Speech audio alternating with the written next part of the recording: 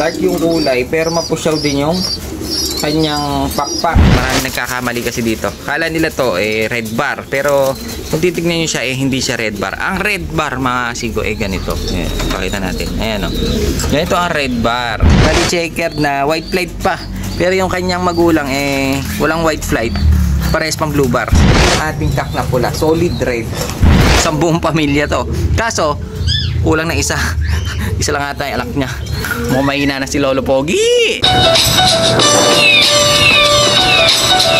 Yun! Bali, ngayong araw na to mga siko, ipapasyal ko kayo dito sa breeder house natin. Lagi tayo nandito di ba? Kaya pasisilip lang natin yung mga paanak natin dahil nga medyo naglakihan na sila. Yung John Arden medyo may kulay na yung kanyang anak. Tapos yung ating mga dilaw medyo malalaki na rin yung kanilang anak. Medyo silipin natin ngayon kung ano na itsura dito sa mga ano natin, breeder, ano ba tawag dito? Lagi ako na dito, di ko alam kung ano tawag dito. Tambayan? Hindi. Breeder area. Yun pala ang tamang tawag dito sa breedering natin, sa breeder area natin. So, unahin natin singko date. Ito kasi napakita na natin noong nakaraan, yung mga anak nila gray. Tapos ito nakita niyo naman yung anak ng ating mga ice, saka yung borga blue bar. Checkered. Ngayon, ito mga singko, hihiwalay na natin. Bibiyakin na natin yan dahil nga nakapagpaanak na tayo sa kanila ng isang perfect na ice pigeon na malaki ang size. Kaya medyo bibiyakin na natin sila. Eto, silipin natin tong ating stencil. Kung mapapansin nyo mga siko, malilikot at magugulo yung ating mga kalapati dito dahil nga mamaya papakita ko sa inyo kung bakit sila nanggugulo. Ito naman yung anak ng ating stencil mga siko. Ang ganda niya. Hindi ko lang alam kung anong tawag dito mga siko dahil yung kulay niya ay, muntik na mahulog. Hindi ko lang alam kung anong tawag dito na nasa ilalim, ha? Hindi ko lang alam masin ko kung anong tawag dito sa kulay ng ating young bird dahil yung kulay niya parang mapusyaw na pula. Medyo mapusyaw siya sa red. Hindi rin naman siya dilaw. Kaya kulay ano siya, parang pink. Kulay parang pink masin ko. Hindi siya red na red mapusyaw na red. Tapos medyo madilaw-dilaw siya ng datingan natin. Pero ito yung anak ng stencil natin. Yung kanyang pakpak light. Sa may ulo niya mga siko dark. Ayan tingin ko medyo, pero hindi yung kanyang tatay kasi dark ang kanyang kulay. Dark kasi yung kulay ng tatay mga siko. Ayan hawakan natin. Medyo gutom na yung kanyang inakay. Ito yung tatay. Dark yung kulay pero mapusyaw din yung kanyang pakpak. Pero yung nanay kasi maasin ko dilaw. Kaya tingin ko medyo nag-blend yung kulay nila. Hindi siya dark, hindi rin siya yellow. Parang na mapusyaw na pula. Pero malaki na maasin ko, tsaka maganda yung kulay. Ito kasi yung nanay niya.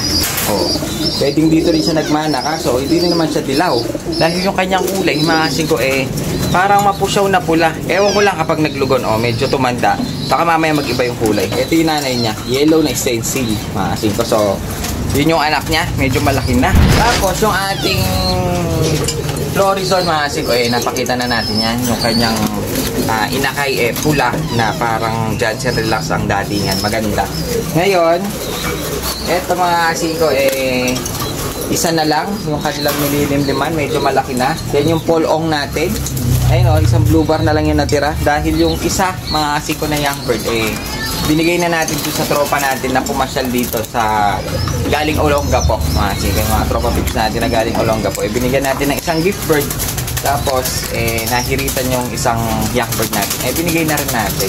Ano pa ba dito? Eto mga asiko, pakita natin yung ito yung John Arden natin tsaka yung Best Kittel ni best friend Boss Noy may anak na sila sila yung pinag-pair kasi natin.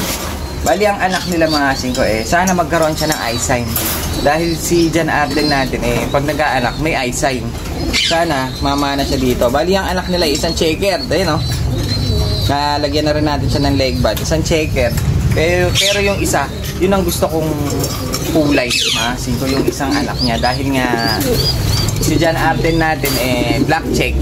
Yung kanyang anak, parang nag-black check din. Ayun mga kasing ko. Makikita nyo, black check yung kanyang kulay. May pagka-checker. Pero black na siya, ayun, no?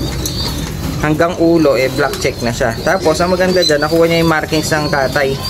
Meron siyang white flight. Medyo nasingsingan na rin natin siya, kaya medyo hihintayin natin to na lumaki. Sana maging malusog at saka gumanda. Ano pa ba? Yung mga yellow natin. Nung nakaraan, binidyohan natin to, maasin to, as in kalbo pa. Nung pinakita natin to, as in kalbong-kalbo sila. Ngayon, tingnan nyo naman, may mga buhok na. Ngayon, ibababa natin para makita nyo kung gano'n na sila kalaki. Dahil na mabilis ang panahon, mga asin ko. Sa mga inakay, araw lang. Nakikita mo agad, parang ang laki na. Ayun, mga asin ko, ito na yung mga paanak natin, oh. Tingnan mo, oh. Dalawang dilaw. Ang maganda dyan, mga asin ko, mga solid yellow. Pwede nalagyan na natin sila ng leg pan. Ayun sila, mga asin ko. Bali, ito, nestmate na yellow. Sa wakas, nagkaroon tayo ng magkapatid. Pero, syempre, pag tumanda yan, bibiyakin natin. Hindi natin sila pagpaparisan. Nakita niyo, mga asin ko, napakainit ng panahon ngayon. Sobra. Nakita itong ating, Indian ringneck. Napakaamo niya na, no? Gusto niyang ginaganyan siya. Pero yung isa, napakasungit. Oh, napakasungit na ito, mga asin ko. Para si Mrs. So, yan, kung bakit sila nagwawala. Kasi nga, nakita nyo medyo tahimik sila. Nagwawala sila, mga asin ko, dahil nga, anong oras hindi pa tayo nakakapagpakain. No? Hawak natin yung kanilang pagkainan. Pag medyo, naririnig kasi nila wala kasi gutom na. Kasi hindi pa sila kumain, medyo na-busy tayo sa pwesto. Ngayon pa lang tayo magpapakain. Kaso, siyempre, video muna tayo na konti.